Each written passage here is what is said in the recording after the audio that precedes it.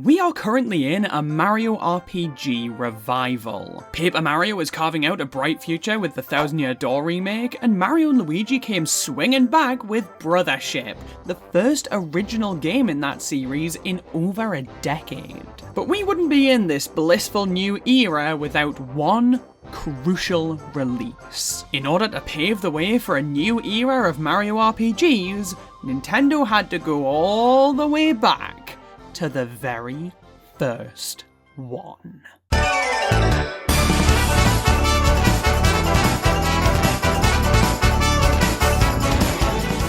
In 1996, the Super Nintendo Entertainment System was blessed with the release of Super Mario RPG, a fact that would matter to me if I wasn't British. But if I lived in a region that this game did release in, I'd probably have said, whoa. Tubular. Subtitled Legend of the Seven Stars, this game was developed by Square and was conceptualized after Yoshio Hongo and Shigeru Miyamoto of Square and Nintendo respectively had a little chat that went something like, we really want to make an RPG game about Mario. We really want to make an RPG game that people actually want to buy. Do you think they expected Partners in Time to happen because of this? This game was the last Mario title on the SNES, and released to a lot of praise and good reception. It went on to become something of a cult classic, especially with the dawn of internet forums and online discussions. People really began to realise that this game was really something special, not just because it kickstarted Mario's turn-based adventures, but as a game in its own right.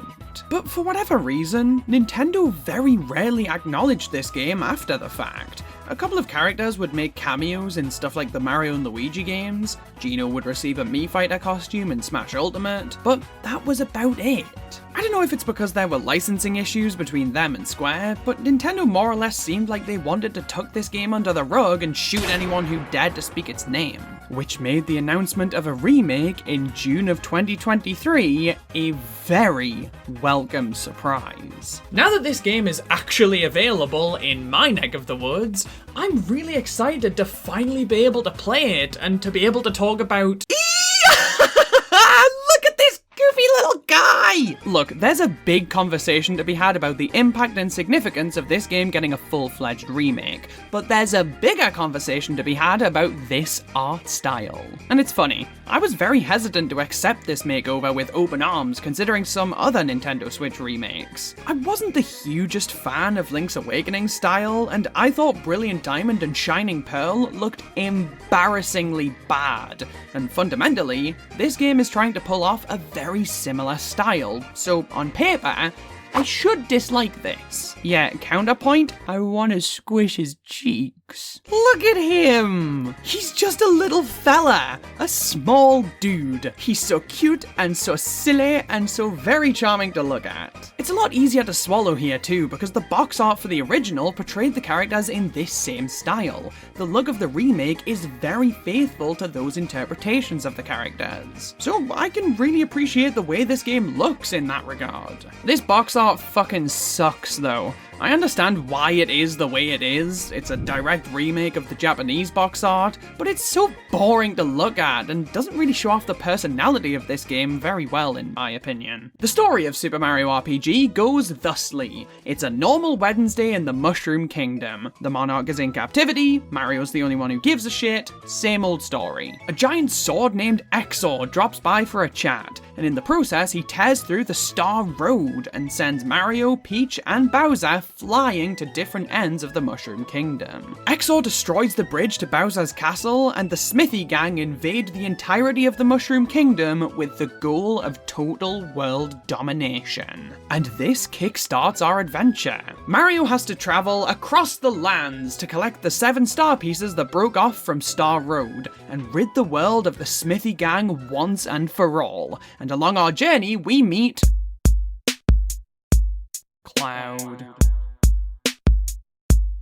Cloud. One of the things people love most about Super Mario RPG is its characters, and I can't say that I blame them. This game is home to a whole host of weird and wonderful critters, each of whom are interesting in their own unique ways. The standouts here are naturally the party members who accompany you throughout the entire game, and these guys are all a treat. This game is the first time we ever saw Mario team up with not only Princess Peach, who's been upgraded from the role of damsel in distress, but also Bowser, who works with us in this game instead of against us. Well, kind of. I love the dynamic going on between Mario and Bowser here, as while Bowser is on our team, he's still in a constant bout of one-upsmanship with the plumber that opens the doors for a lot of comedic moments, something this game particularly shines in, but we'll touch on that in due time. This game also introduces completely original characters to our party, namely Mallow, the son of the Stay Puft Marshmallow Man who's somehow been convinced he's a frog,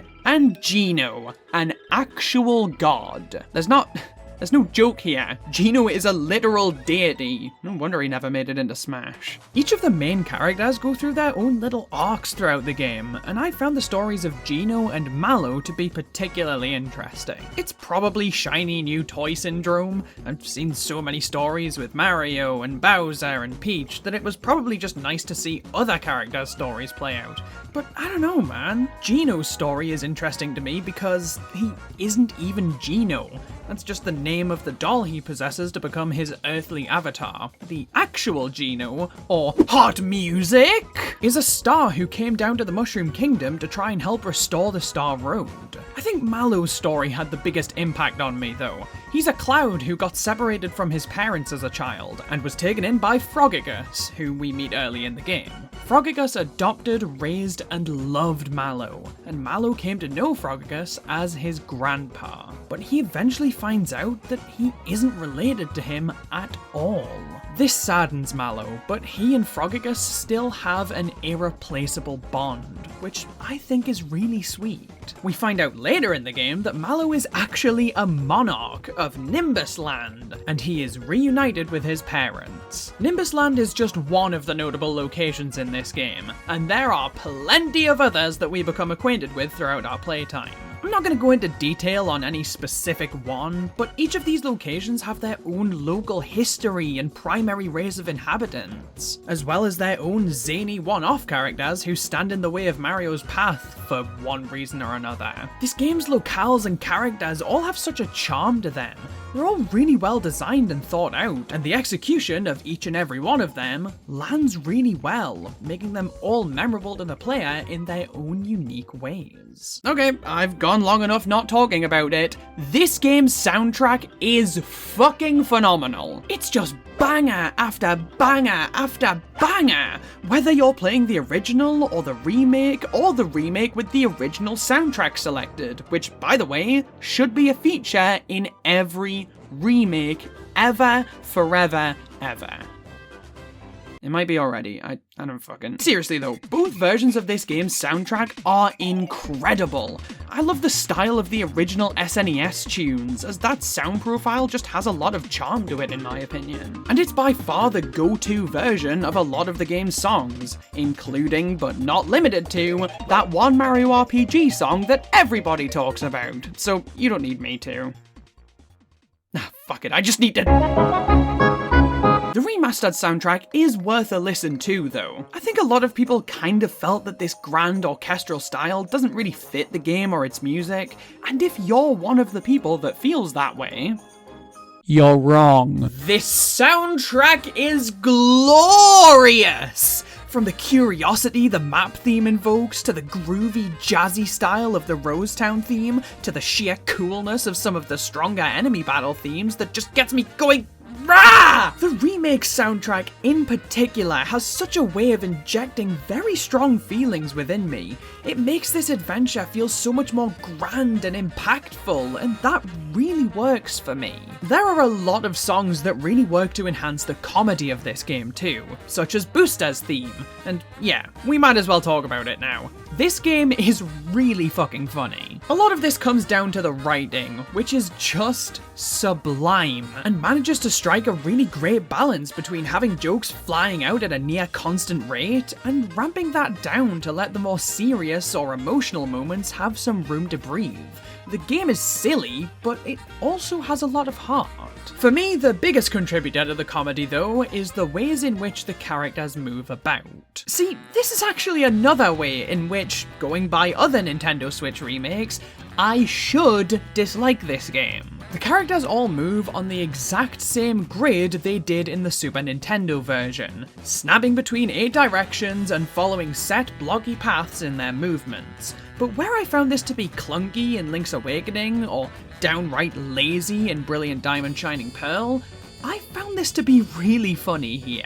I think that's mostly for 2 reasons. Number 1, there are fully, gorgeously animated cutscenes that supplement these moments, and add a bit of weight to some of the game's more important sequences. And number 2, this is used very intentionally in this game. It's hard to describe exactly what I mean by this, but look at Pokemon for a second, where the characters slowly walk along their set paths, slowly do their walking animation as they turn, that sort of thing. Now look at Mario RPG, where the characters are snapping between different positions and paths pretty quickly, and they don't hang on any pose or movement for too long. That, to me, is the core difference here. Mario RPG's movements aren't stilted or awkward, they're quick, they're snappy, and therefore, they're very, very funny to me. Now, the world and style of this game are one thing, but the ways in which you interact with that world are really what I wanted to focus on when playing this game. Because you can be as charming as you want, but if your gameplay bores me to tears, there won't be a second date. As the name would suggest, Super Mario RPG is, well, an RPG, so the primary gameplay loop consists of turn-based combat. Each of the characters have their standard attacks, but they all also have special attacks that require certain amounts of flower points to perform. The roster of available special attacks can be increased as the game progresses by leveling each of the characters up.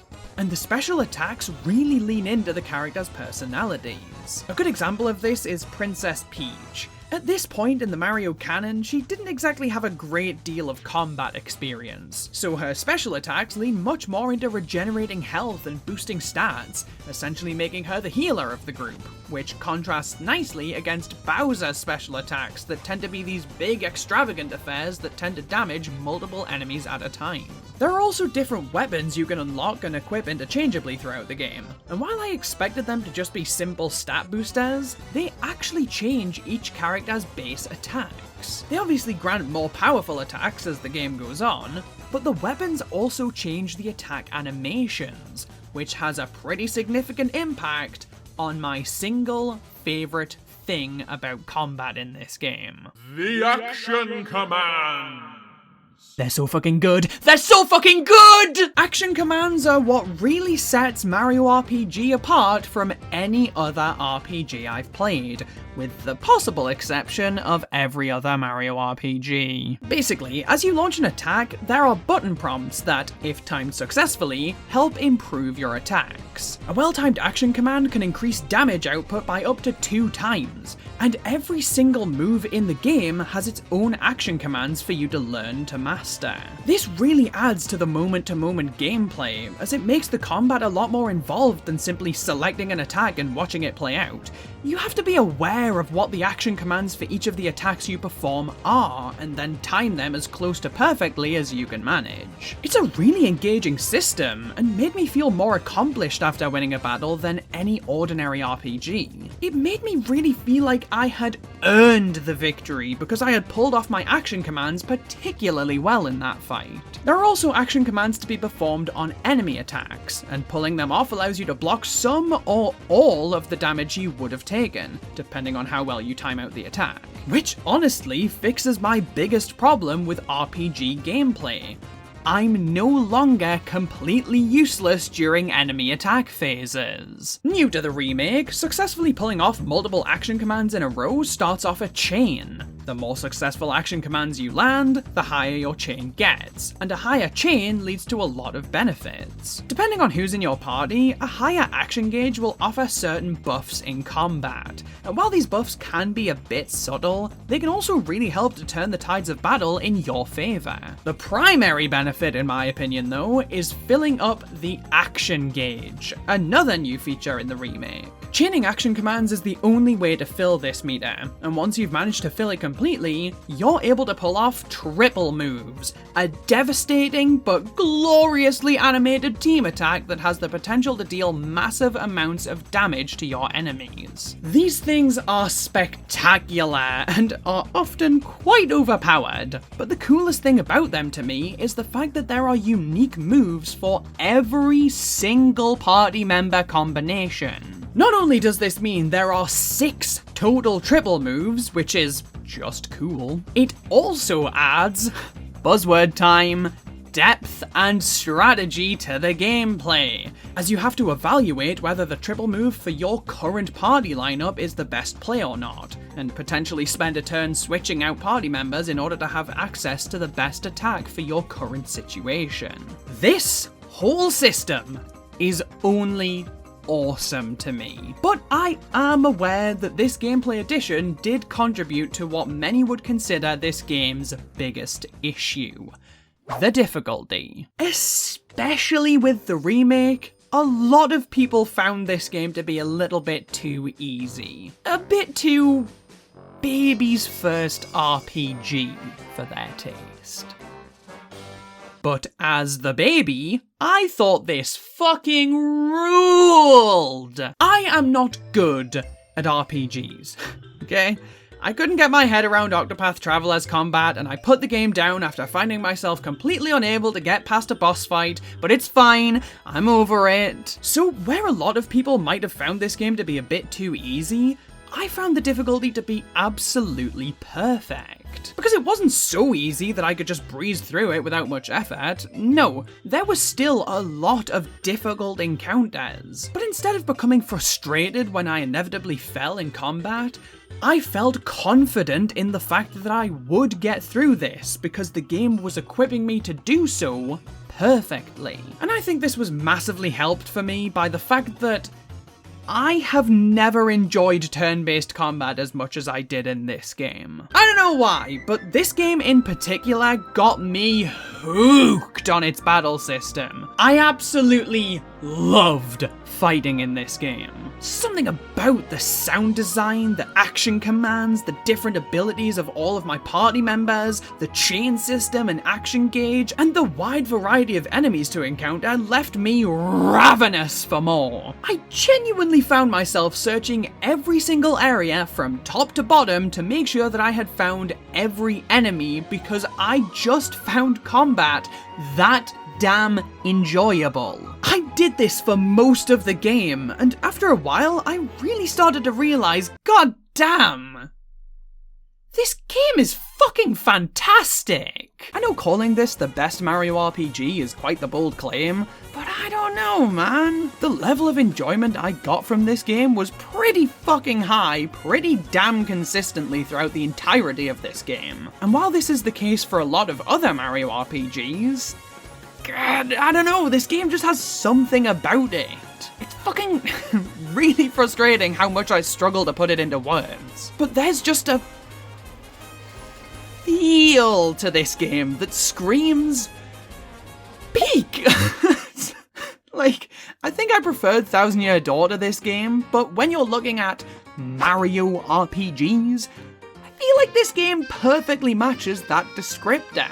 It's exactly everything you'd want out of a game called, well, Super Mario RPG. It plays it a lot more safe than the Thousand Year Door, but it's got a hell of a lot more style and substance than the likes of Sticker Star. It strikes a perfect middle ground of being wacky and creative, but still meeting the expectations that its name sets. So while it may not be my favourite Mario RPG, I honestly think that this game could be the best Mario RPG. And I really wish that it had a different name, because saying that Super Mario RPG is the best Mario RPG is... it's stupid!